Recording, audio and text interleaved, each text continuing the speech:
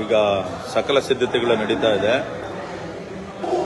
ಸಹಸ್ರ ಕಳಸಗಳಲ್ಲಿ ಇರುವಂಥ ನೀರನ್ನು ಶ್ರೀ ಸ್ವಾಮಿಯವರಿಗೆ ಅಷ್ಟಾಭಿಷೇಕವನ್ನು ಮಾಡಿ ಭಗವಂತನಿಗೆ ನೈವೇದ್ಯವನ್ನು ಕೊಟ್ಟು ಇವತ್ತು 9 ಗಂಟೆಗೆ ಪ್ರಾರಂಭವಾದಂತಹ ಈ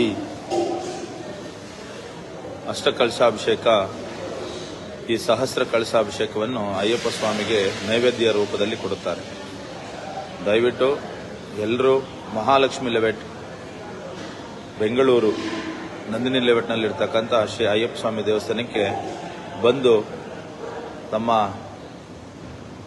ಸ್ವಾಮಿಯ ಕೃಪೆಗೆ ಪಾತ್ರರಾಗಬೇಕಾಗಿ ಕೇಳ್ಕೊಳ್ತೀನಿ. ಸ್ವಾಮಿ ಶರಣಂ.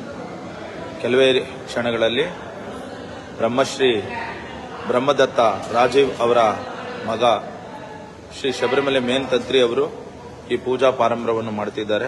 ಎಲ್ಲರಿಗೂ ಆದರವಾದಂಥ ಸುಸ್ವಾಗತ. ಸ್ವಾಮಿ ಶರಣಂ, ಸ್ವಾಮಿ ಶರಣಂ.